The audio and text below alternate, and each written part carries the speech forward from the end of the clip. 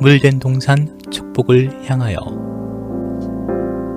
이 시간에는 물된 동산 선교회 조병선 목사님의 말씀입니다.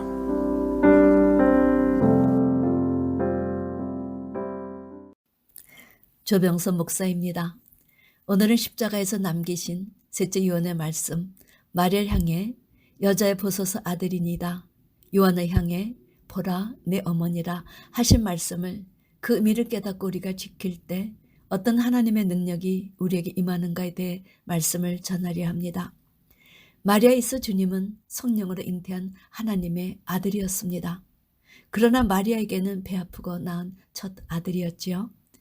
마리아에게 있어 예수는 낳은 정보다 키운 정이 더하다고 예수님을 마치 자기 아들처럼 여기고 살았을 것입니다. 어느 유월절에 마리아가 예수를 잃어버리고 3일 후 성전에 있는 예수를 찾고는 내 아버지와 내가 근심하여 찾았다 야단을 쳤습니다. 그때 예수님께서 어찌하여 나를 찾으셨나이까? 내가 내 아버지 집에 있어야 될 줄을 알지 못하셨습니까? 누가 자신의 아버지인가 따끔한 경고 아닌 경고를 주님께서 하셨지요. 그럼에도 불구하고 배 아파 낳고 나선 또 그 아이를 죽일까 봐 애굽으로 피신했었고, 그렇게 가슴을 죄며 키웠던 아들이었습니다. 그런데 선한 일만 행했던 효자 아들을 부당한 죄목을 씌워 그것도 십자가형으로 죽이니 그 현장에서 마리아가 얼마나 가슴이 미어졌겠습니까? 주님은 자신을 바라보며 울고 있는 마리아를 바라보시며 그 고통 가운데 세 번째 입을 여셨습니다. 보소서 아들이니이다. 그리고 모친 곁에 있는 사도 요한에게는 보라 내 어머니라 아주 간략한 말씀을 남기셨습니다. 제가 보건대 이 말씀은 이제 제가 없지만 요한이 아들 노릇 대신할 것입니다 란 의미로 요한에게는 요한아 이제부터 내 어머니를 좀 모셔다오 부탁하셨다고 생각합니다. 그런데 사도 바울이 이 십자가에서 하신 말씀이 멸망하는 자에게는 미련한 것이요 구원을 얻은 우리에게는 하나님의 능력이라 하셔서 사도 바울의 그 통찰력을 통해 과연 어떤 하나님의 능력이 임하는가, 그 목록만큼은 제가 찾아내고 싶어 성경 전체를 훑으며 결국 일곱 말씀을 행할 때 어떤 능력을 하나님께서 주셨는가를 찾아내고 얼마나 기뻤는지요. 그런 의미에서 오늘 세 번째 요한의 말씀은 어떤 능력을 하사하시기 위해 주셨는가, 하나는 우리가 부모를 공경할 때 하나님의 능력으로 어떤 축복을 주시는가, 두 번째 주님께서 십자가상에서 마리아를 여자여 하고 부르셨는데, 여러분 여기서 여자란 단어는 우리가 말하는 보통 명사로서의 여자가 아니었습니다. 왕이 그의 어머니를 부르는 것 같은 권위 있는 호칭이었다는 겁니다. 사실 주님과 마리아의 관계는 계집종에서 시작이 되었지요. 그런데 주님은 이렇게 십자가에서 마지막으로 극존칭의 단어를 사용하심으로 그녀를 예우해드리고 사랑하는 제자 요한에게 모친을 부탁했습니다. 여기서 우리는 주님의 지극히 겸손하심을 볼 수 있습니다. 오늘은 시간상 부모를 공경할 때 어떤 축복이 오는가에 대해서 먼저 말씀드리고, 겸손한 삶을 살 때 주시는 어마어마한 축복은 다음 주에 말씀을 드리려 합니다. 자, 첫째, 보라 내 어머니라. 부모를 공경하는 건 자식의 부모에 대한 의미입니다. 모세가 제시한 10계명 중 첫째에서 넷째 계명까지는 하나님을 향한 계명이요, 다섯째 계명 속에 부모를 공경할 것을 포함시키신 것은 부모는 이 땅에서 하나님의 그림자이기 때문이었습니다. 하나님의 사랑에 가장 근접한 사랑으로 양육하는 육신의 대리자이기 때문입니다. 우리가 이 땅에 태어나서 제일 먼저 끼는 단추가 바로 부모님과의 관계였습니다. 그러므로 이 부모의 첫 관계가 어그러지면 다른 관계 또한 어그러지기가 쉽다는 거지요. 심리학에서는 인간은 성장 과정에서 부모와 애착관계를 맺고 이 애착관계의 질적인 면이 대인관계와 하나님과의 영적 관계에도 영향을 미친다고 하였습니다. 그렇습니다. 그러므로 어렸을 때 부모와 자식과의 관계가 어떤가에 따라서 그 인격이 형성이 되고, 자식과 부모의 관계의 중요성을 모르면 보이지 않는 하나님은 더욱 알 수 없다 하셨습니다. 그러므로 부모는 하나님 아버지의 예표적 그림자로 성경 전체가 부모 공양이란 진리를 강조하고, 주님도 마지막 유언을 통해서 이 말씀을 실천하셨던 것입니다. 그러므로 왜 우리가 이 내용에 대해 귀를 기울여야 하는가를 이원으로 남겨 그 중요성을 상기시켜 주셨던 겁니다. 두 번째, 우리의 삶에 설정되어 있는 남편과 아내, 부모와 자식 다 실체인 줄 알고 살아왔지만 사실은 육을 입고 살 때뿐 죽음 위에는 다 그림자라 하셨습니다. 얼마나 놀라운지요. 그렇다면 무엇이 실체인가? 아버지의 실체는 하나님이시요. 남편의 실체는 예수님이시요. 우리가 전도에서 날 영적 아녀가 아들들의 실체를 하십니다. 아내의 실체는 교회라는 겁니다. 하나님께서 이런 영적 진리를 깨달으라고 우리에게 육적 결혼 제도를 허락하셨고 부모 주시고 남편 주시고 아내 주시고 자식을 주셨던 것입니다. 그러나 우리가 부활의 자녀가 되어 영원한 세계에 들어가면 육신적인 관계가 다 사라질 것을 주님께서 이렇게 밝혀주셨습니다. 마가복음 12장 사람이 죽은 자 가운데서 살아날 때에는 장가도 아니 가고 시집도 아니 가고 하늘에 있는 천사들과 같다. 누가는 20장 34절에서 이 세상의 자녀들은 장가도 가고 시집도 가되 저 세상과 및 죽은 자 가운데서 부활함을 얻기에 합당히 여김을 입은 자들은 장가가고 시집가는 일이 없다. 저희는 다시 죽을 수도 없나니 이는 천사와 동등이요 부활의 자녀로서 하나님의 자녀임이니라. 얼마나 놀라운 말씀입니까? 성도 여러분, 우리가 사는 이 세상의 삶 역시 누가 우리 아버지이신가? 하나님이 아버지의 실체를 하십니다. 그럼에도 불구하고 사도 바울은 자녀들아 너희 부모를 주 안에서 순종하라. 이것이 옳으니라. 내 아버지와 어머니를 공경하라.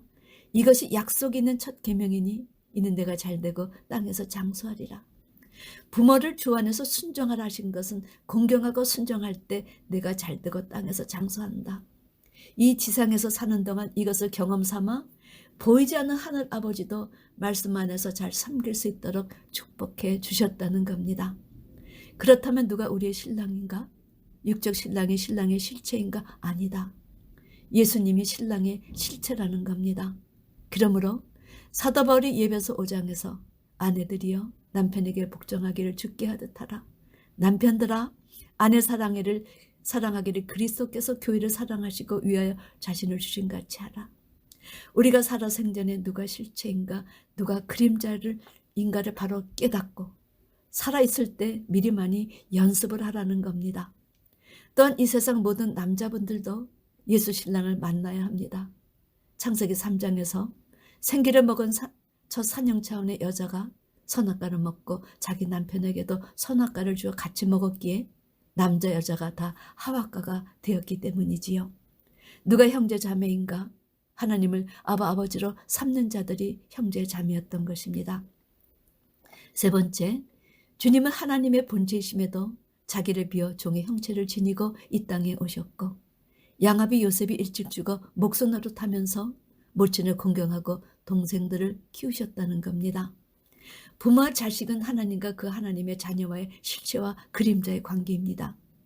마리아는 34년 전에는 정혼한 남자 요셉이 있었지만 하나님의 뜻 안에서 예수를 낳을 여인으로 하나님께 선택을 받았던 것입니다. 마리아에게 어느 날 가브리엘 천사가 나타나 두려워 말라. 내가 하나님께 은혜를 얻었느니라. 내가 수태하여 아들을 낳으리니 그 이름을 예수라 하라.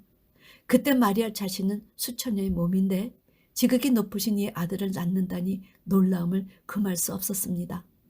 그러나 천사와 성령이 내가 임하시고 지극히 높으신 이의 능력이 너를 덮으시리니 이러므로 나실파 거룩한 자는 하나님의 아들이라.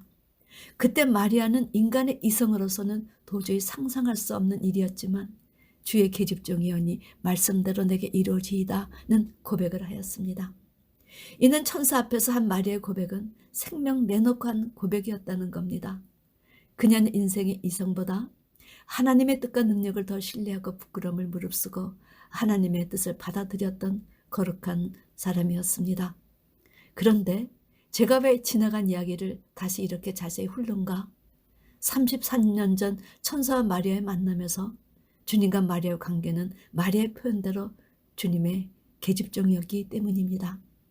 그러나 주님의 신분은 만주의 주여 만왕의 왕이셨지요. 마리아는 그저 한 남자와 정혼한 처녀여 주 앞에서는 계집종이었습니다.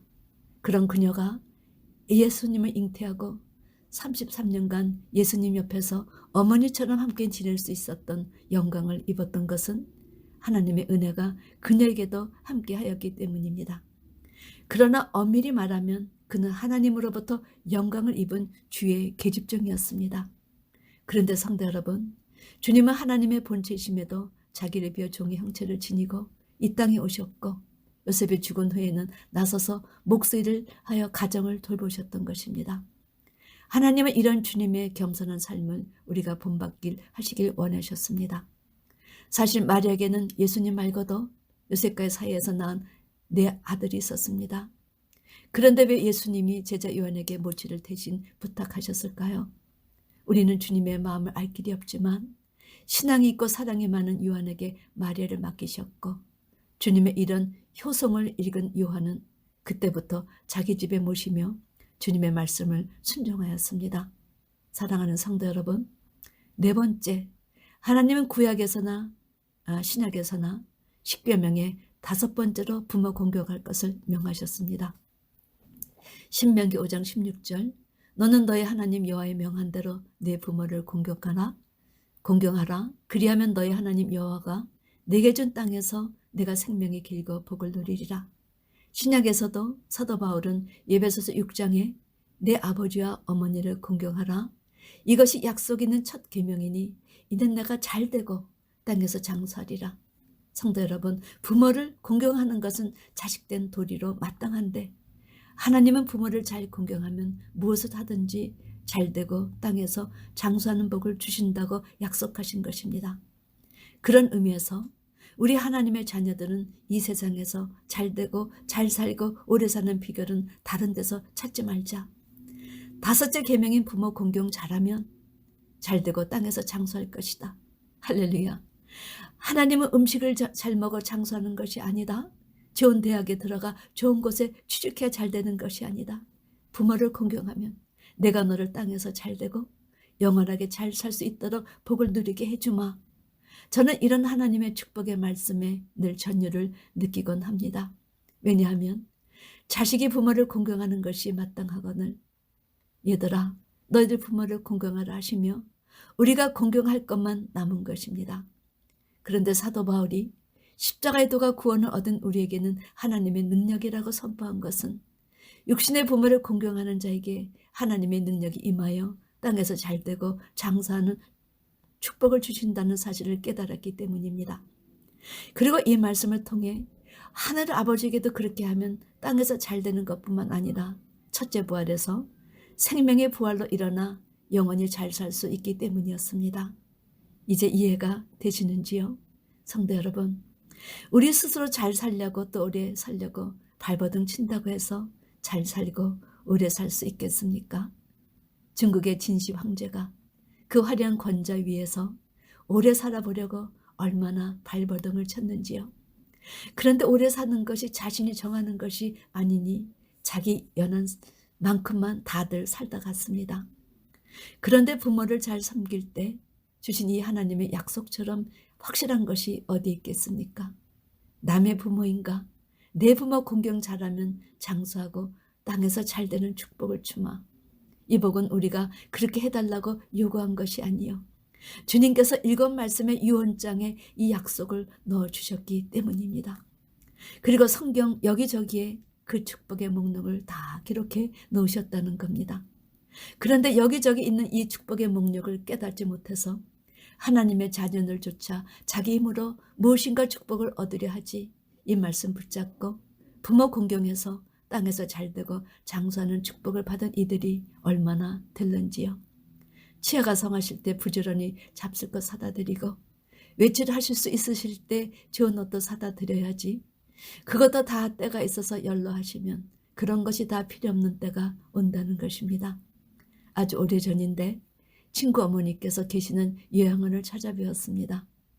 그런데 자녀가 와도 전혀 알아보시지 못하시니 자녀들이 먼 길 왔다 손만 잡고들 가는 모습이 안타까워서 아버지 하나님께 이렇게 여쭤본 적이 있습니다. 아버지, 자녀가 와도 알아보시지 못하신 채 오래 생존하게 하시는 이유가 무엇인지요? 생명을 유지시켜 주시는 어떤 뜻이 있습니까? 제가 이렇게 여쭈었습니다. 그랬더니 비록 침대에 누워 누가 오갔는지 알지 못하시지만 그 가운데서도 자녀들이 공경을 잘하면 잘되고 장수하는 복을 주시고 잘못하면 행위의 책에 기록하시는 것이 하나님의 의지이셨다는 겁니다. 제 나름대로 얼마나 놀라웠는지요. 그래서 과연 아버지 하나님다우십니다. 더욱 하나님 아버지 앞에 머리를 숙이게 되었습니다. 다음 주에는 주님께서 그 고통 가운데 십자가에서 모친에게 최고의 예우를 드리는 그 겸손함에 주는 하나님의 능력이 무엇인지 그 어마어마한 축복에 대하여 여러분께 말씀을 전하겠습니다. 부디 하나님을 공경해서 이 땅에서 잘되고 장수하는 여러분이 되시길 주님의 이름으로 축원합니다. 아멘.